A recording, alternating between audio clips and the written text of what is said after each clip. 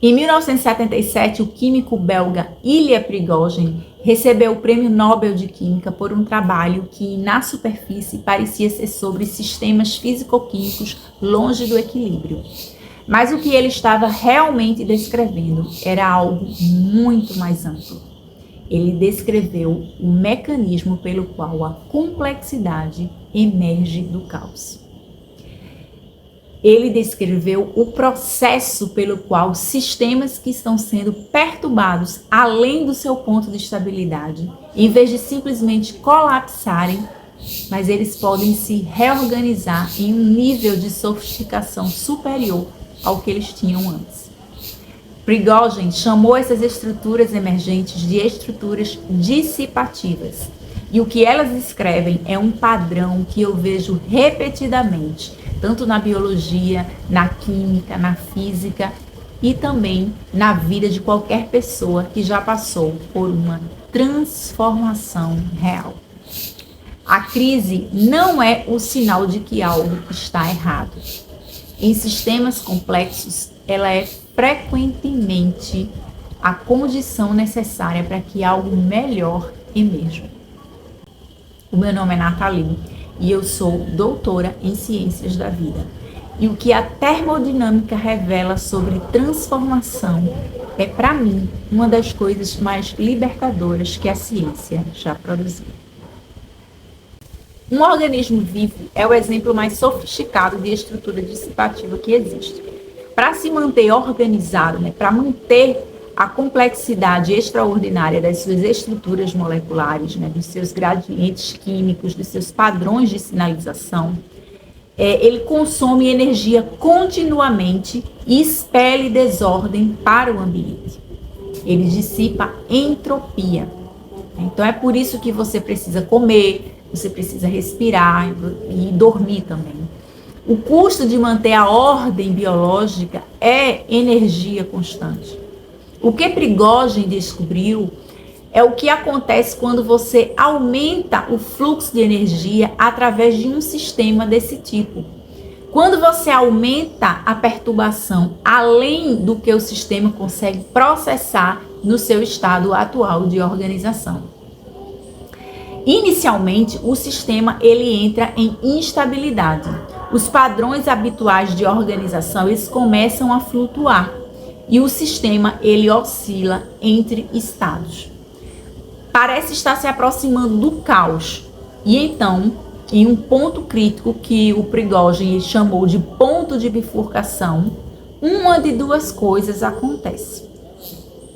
O sistema ele colapsa para um estado de menor organização ou ele salta de uma forma não linear, não gradual e frequentemente súbita para um novo nível de organização muito mais complexo, mais sofisticado e mais capaz de processar os fluxos de energia que antes o desestabilizavam.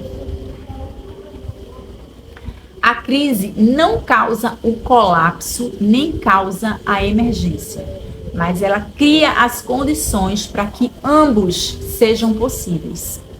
O que determina qual dos dois acontece é o estado do sistema no momento da bifurcação. Olha para as grandes transformações da sua vida.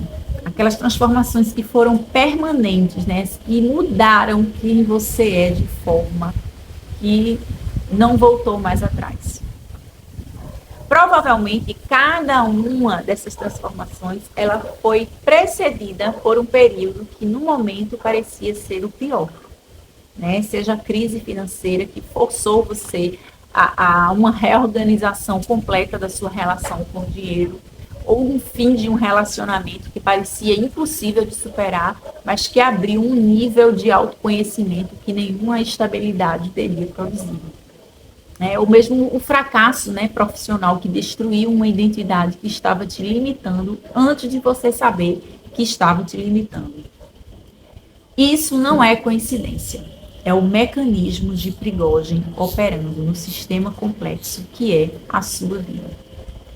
A estabilidade, o estado de equilíbrio confortável, é o estado onde menos transformação acontece. o sistema mantém o que ele tem. Ele defende o padrão atual. Aquilo ali é confortável, você já conhece tudo aquilo ali. E é relativamente estático do ponto de vista da evolução do sistema. Já a perturbação, o ponto onde o estado anterior não aguenta mais, é o estado onde a transformação ela se torna possível. Onde o sistema ele é forçado a encontrar uma nova organização, porque aquela organização antiga ela não se sustenta mais. O problema é que no momento da crise, né, no momento ali do ponto de bifurcação, parece um colapso, não uma reorganização. Parece que tudo está caindo. E a resposta natural é usar toda a energia disponível para tentar restaurar, né, aquele estado anterior, para tentar se manter naquele estado que você estava antes, né, e voltar à estabilidade que você está perdendo. Essa resposta é uma resposta compreensível e é exatamente o que impede o salto para o nível superior. A física aponta para algo específico sobre o que determina se um sistema colapsa ou emerge do ponto de bifurcação. O primeiro fator é o tipo de energia que alimenta o sistema no momento crítico. Em sistemas físico-químicos, isso é determinado pelo ambiente externo, onde o experimentador ele controla os inputs. Em sistemas humanos, você tem influência significativa sobre a qualidade da energia que alimenta o sistema no momento de crise. O estado interno que você sustenta quando tudo está instável é a energia que alimenta a bifurcação e ele determina a direção do salto. Um sistema que entra no ponto de bifurcação, num estado de pânico, de resistência, né, à mudança, ou de contração, ele está injetando uma energia de colapso num momento mais crítico ali. Então, o sistema ele vai colapsar, porque essa é a direção que a energia está apontando. Já um sistema que entra no mesmo ponto, num estado de abertura, não necessariamente sem medo ou dor, mas com uma parte que consegue permanecer ali presente e aberta, né, ao que está emergindo, né? Desse modo, você vai estar injetando uma energia diferente e o salto pode ir na outra direção. O segundo fator é a capacidade de soltar o estado anterior. Sistemas que tentam preservar a organização antiga enquanto a perturbação exige uma nova, eles ficam presos no meio termo que drena energia sem produzir transformação. Eles não colapsam completamente, mas também não emergem. Eles ficam num estado de oscilação instável que é talvez o mais exaustivo de todos. A capacidade de deixar ir o estado anterior e de permitir que a organização antiga se dissolva para que a nova possa emergir é o que em termodinâmica se chama de capacidade de dissipação. E em linguagem humana é o que chamamos de confiança no processo. A disposição de soltar o conhecido antes de ter certeza sobre o que vem depois. Existe uma mudança de perspectiva sobre a crise que, quando genuinamente integrada, muda completamente a experiência de estar em um. A crise não é o fracasso do sistema, mas é o sistema comunicando que chegou ao limite do que a organização atual consegue processar. E que existe uma capacidade maior disponível que a organização atual não acessa. O colapso financeiro não é apenas uma crise financeira, mas é o sistema dizendo que a relação atual com prosperidade, com valor, com o que você acredita merecer, chegou ao seu limite de sustentabilidade. E que isso exige uma organização mais sofisticada disponível que a atual não permite. O fim do relacionamento não é apenas perda, mas é o padrão atual de conexão chegando ao seu limite e a possibilidade de um padrão mais complexo, mais maduro, mais verdadeiro se tornar acessível. O colapso financeiro não é apenas uma crise financeira, mas é o sistema dizendo, né, que a sua relação atual com prosperidade, com valor, com o que você acredita merecer, chegou ao seu limite de sustentabilidade, né? E ele fica querendo te mostrar que existe uma organização mais sofisticada disponível que a atual não permite. Como também, né, o fim de um relacionamento não é apenas a perda, mas é o padrão atual de conexão chegando ao seu limite e a possibilidade de um padrão mais complexo, mais maduro, mais verdadeiro se tornar acessível para você. Aquela crise de identidade, né, o momento onde você não sabe mais quem é, não é o fim, mas é a versão atual de quem você acredita ser, chegando ao seu limite de expressão. E o espaço que se abre quando essa versão se dissolve é onde a próxima pode emergir. E a pergunta que você deve fazer quando a crise estiver acontecendo não é: o que está acontecendo comigo? Ao invés disso, pergunte: qual é a nova organização que está tentando emergir através dessa perturbação? Essa pergunta não remove a dor, mas muda o estado de vítima das circunstâncias para observador de um processo que tem estrutura e direção e tem uma lógica que a termodinâmica descreve com precisão. E o estado de observador, né, aquele estado presente, aberto, curioso sobre o que está emergindo, é exatamente o que favorece o salto para o nível superior, em vez do colapso. Existe um aspecto das estruturas dissipativas que o Prigogine enfatiza e que tem uma correspondência direta com a experiência de transformação genuína. O salto para o nível superior, ele é irreversível.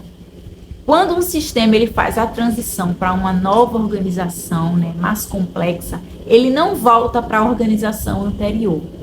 Não porque seja impossível fisicamente, mas porque a nova organização é mais estável, é mais capaz de processar os fluxos de energia do ambiente. E ela é intrinsecamente mais robusta. Então é por isso que transformações reais têm essa qualidade de irreversibilidade que as distingue das mudanças superficiais. Quando você realmente salta para um novo nível de organização, quando o estado de ser genuíno ele se reorganiza em um nível superior, não tem jeito, você não volta mais.